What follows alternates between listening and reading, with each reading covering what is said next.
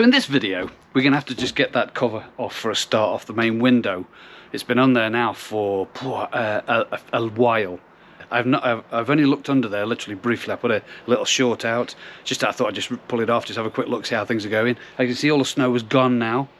Thank goodness. We've had some really, really low temperatures. I think some nights we had -8, -9. Up north has been even, I've got to stop doing that accent, it has been even worse, I've been hearing. So at last it's sort of warmed up a little bit. I think the temperature today is around about 8 degrees in the UK. Really looking forward to spring and then getting that underway. Also, we're going to be looking at a product that I've managed to get hold of at last. I said in previous videos I was going to look at my water conditioners and maybe doing a change. If you remember right, a few videos ago, my main pump failed. Bzz, stop. No idea why. It was New Year's Eve. It was New Year's Eve. I was waiting to go out in the next literally couple of hours after the pump had stopped, and luckily had a special tool there that just tap on the side. I kind of thought, oh, but is it like a starter motor where sometimes your starter motor on your car sort of seizes and you sort of tap the starter motor and it kicks back in again?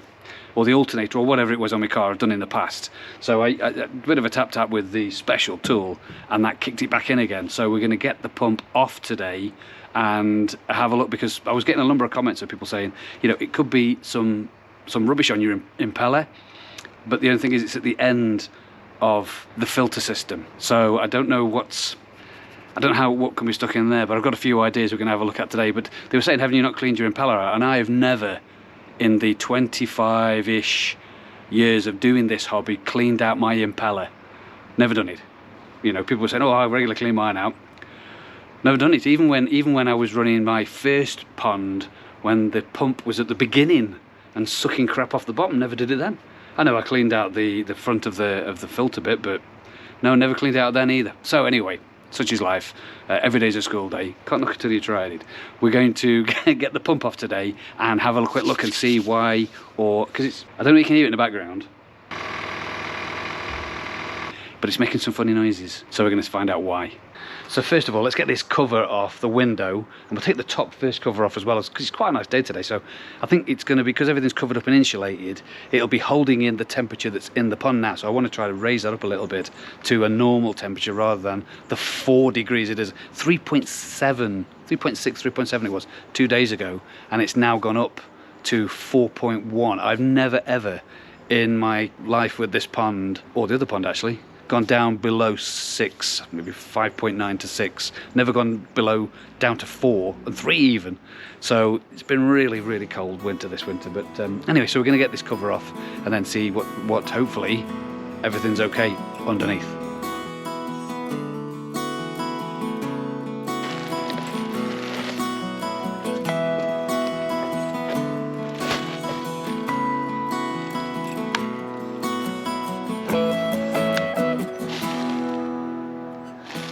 Right, it looks like everybody's present and correct, and there doesn't seem to be any issues.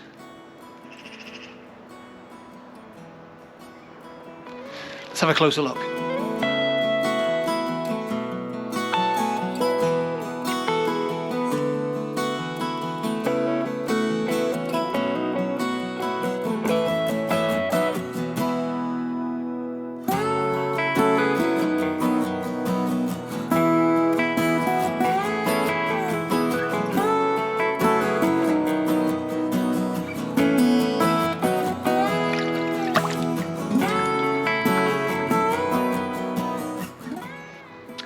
Right, I'm going to leave that cover off for a little while now, because let's say it's quite a nice day today. So with the pond temperature being quite low, air temperature 10 degrees, pond a lot lower than that, so maybe it'll start bringing it up a little bit.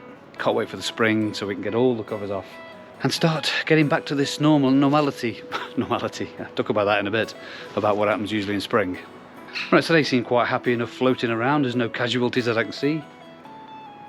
But everybody's hungry. They've not eaten for since end of November, I think, when it went down below 8 degrees. So nobody's eaten anything in there since then. Still got concerns over OJ hanging around at the top. I don't know how much longer that fish has got left, to be honest. I don't know what's wrong with it.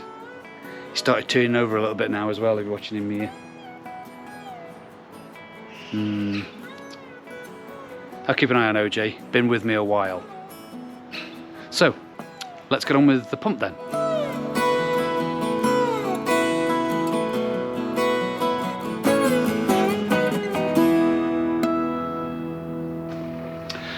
Right, so pump time. I tell you what I've noticed as well, is if you can see here, I'll get a close up in a sec, we have a top of a pipe just here that I use as an unofficial leveling. I kind of know when things are blocking up because it goes up and down. And I have a funny feeling, this bit here, let me get you. Now this level here is usually lower. I go off the writing on the side of the pipe. This is basically the air pipe that feeds, circulates the oxygen into there. I've just turned this off at the moment so we can hear what we're saying. But that is usually lower. And I have a funny feeling that the pump is running slower, because all of a sudden it's not getting rid of the water as quick as it used to. So, I don't know. Let's get it out and have a look, I think.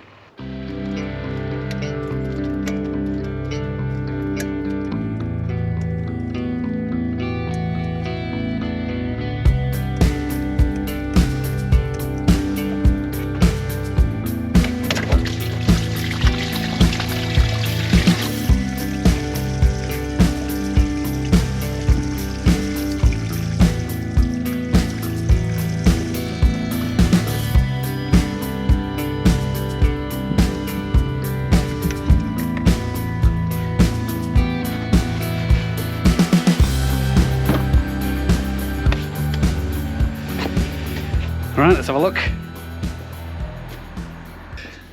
Right, you can see the inside the impeller there, and it's just got a load of crap in it, really. Maybe just clean that out. I've no idea how to take these impellers out. Not a Scooby-Doo. There's some screws on the back here, but I think that just holds it into its frame. I think they've got some screws, and down the bottom here, but I think that just holds it into this frame here. So I'm going to take this off the top as well, take this little boot off, have a look and clean that up as well, and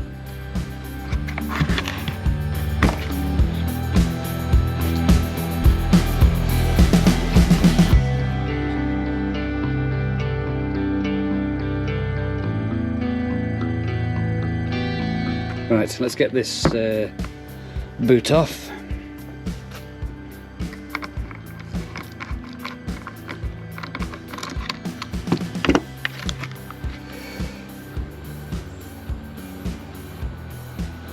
Yeah, dirty, mucky. Let's look inside there again.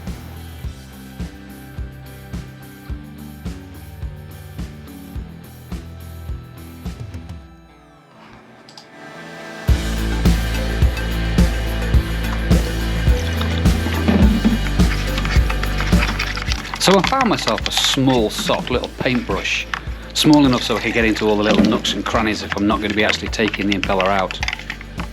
I really need to get down inside the impeller so I can get all the rubbish from every little nook and cranny from inside, both the top and the front.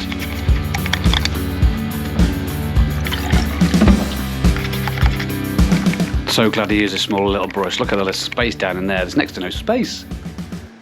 Little brush did its job though.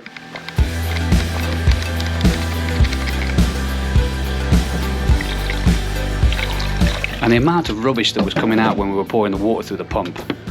What a result. Looks clean though now.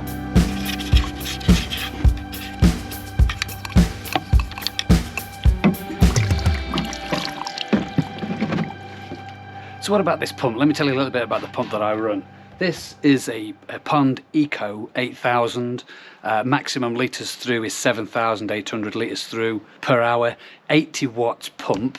But this pump itself keeps the dwell time quite good in my multi-base system. I think if I started adding other things on top of it, I think I'd have to recalculate the dwell time of the water running through my pond, meaning the amount of time that it takes for your pond water to come in one end of your filter and go out the other to be able to do what it's got to do. The water's got to be stick around in your filter for long enough for the bacterias to do their job. If you just whistle it straight through and out the other end, then the filter doesn't have time to process the water. So this is pretty clean now. So I mean, it looks a lot better than it did. So I'm going to get this refitted and hopefully it restarts again.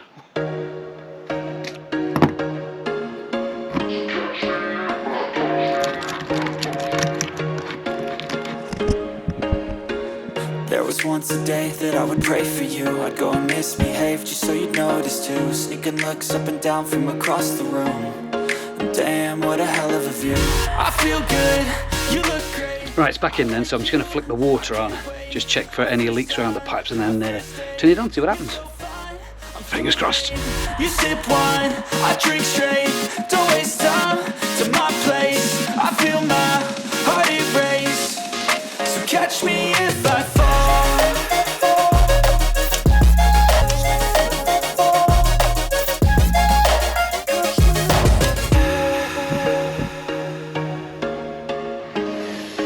Right, it's back in and it's running. It's still making a noise though. Let's have a listen to this. See what I mean? I must admit, when I looked at the impeller close up, there was a bit of movement in a sort of backwards and forwards. No lateral move. No, is that lateral? Lateral? Up and down? No, that lateral movement. In and out, forward and backward of the impeller, but literally maybe 2-3 mil. Surely there's got to be a bit of play in them. When I turned it on, everything went great. I thought, oh, flick it off, flick it back on. Turned it back on, and it buzzed. Bzz, it's almost like it was stuck again. Little tap on the hammer, poof, and away we went. So I've turned it on and off since. And so far so good. I have a funny feeling that this summer I'll be chucking some money at a new pump. But what else can you do? So I'm going to just keep an eye on that. If it's making a noise, I know it's working. It's when it goes silent. But it used to run silent. Anyways, it's an old pump. It's been in this pond now since 2019. We've never even been cleaned out. And like I said, there wasn't a lot of stuff in it. Okay, I tell you what I did. Hey, I was putting CoilMaster Advantage through it, and I've done that throughout the season. I was putting CoilMaster Advantage, and I was putting some products through into the last chamber, which was literally straight in through the pump, mashing it in the pump, and then chucking it in the pond. So maybe that's. But again, there wasn't a lot of stuff in there. I don't know. Anyway, I'm going to keep an eye on it and see what happens. Right then, let's have a look at this pond detox, complete pond detox, that everybody's hopping on about at the moment. I've seen quite a few people on YouTube demonstrating it, putting it in their pond. I've heard lots of good things about it. I've heard no bad things about it so far. And if you remember way back, quite a few videos ago, I said I was going to look for another sort of water conditioner stroke clay, whatever you want to call them. Because the product I always have gone to is Fark. Yeah, I've always used this. This has been my go-to. It does what it says on the tin. What does it say on the tin, and?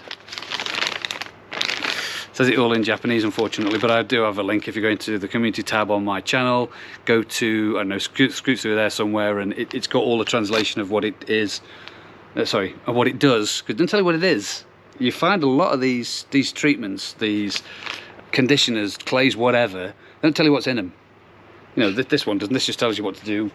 Complete pond detox, that doesn't tell you what's in it. You know, it's all hush top secret stuff. So I needed to look at a replacement for this, because I think I've done this to death now, and I think it's a time for a change to see what else is out there, because this does some really good stuff. So we're going to have a go at pond detox. Now I'm not going to put this in now. So I spoke to a number of people, and they've said put it in whenever. You know, there's no temperature thing on it. It doesn't say on the back that you can only use it in certain times. It says you can use it with your UV on. It gives me the dosages. It tells me I need to use it weekly. So there's a number of places I can get this from, and I've ended up getting it from Absolute Koi. I tell you what, their delivery's fast. Contact, sorted, bang. I think it was literally 24 hours later. It was on my doorstep. 2 kilograms I've gone for, and it's in a cheap. It's not cheap. I think this 30 quid for a 1.5 kilogram bag, £30, or it was then. I don't know what it is this year, because everything's going up at the moment. Anyway, £30 last time I paid for some CoilMaster Advantage. Now this 50 something pounds it was for a 2 kilogram bag. So it's not cheap. So if it does the business, if it doesn't do the business, but we're not going to see any results today. You're not going to see me put it in today either, because The issues I've had, and the reason I've got this, is because every spring I really struggle to keep my pond water looking good and the fish looking good, and ammonia levels I kind of struggle with sometimes as soon as I start feeding again, because my multi-bay filter sometimes struggles to keep up, so I have to put stuff in. Anyway, so I have to work a little bit harder in spring. Put that down there. I have to work a little bit harder in spring to keep up with stuff in my pond, and I'm told that this will help a lot. That's what I'm aiming for. So that's going to start going in over the next few weeks, because we're in January 2025 now. Temperatures are starting to come up. If these temperatures continue to come up now and we don't get any more snow, we don't get any more frost, because all the covers will go back on again then. The water at the moment in my pond is crystal clear at the moment. My KH is I'm struggling to keep KH in the pond for whatever reason. Bicarb's going in, I'm putting the tap water in. So, you know, there's certain issues that I always have to deal with every spring, every coming out of winter into spring, that I'm told this will help with. So watch this space, because I'm going to be putting this in over a period of time, and I'm going to create a little video to go along with it, so you'll see my little journey with the pond detox. And I'm sure, like I say, you'll be hearing plenty of other people on YouTube that have said they've got it and they're chucking it in, and their opinions, because, you know, that's for their pond and their filter system and so on and so forth. So you can't knock it till you've tried it. Let's hope we have a really good school day on this, and I hope it does what I'm told it does. But we're going to find out.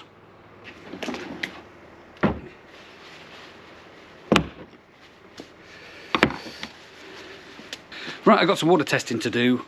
See how my KH is doing. I'm dead excited about this, because I hope it works, because I'm looking for a product that will sort out, but I won't be going in yet because of my theory of the spring thing. So thanks very much for watching. If you've enjoyed the video, please subscribe, ding the bell for notifications, share to all your friends, and click the like, because I like it when you click the like. Fish like it when you click the like, and it's completely free. So click the like and it's all be good. Thanks so much for watching Aquarium Lifestyle.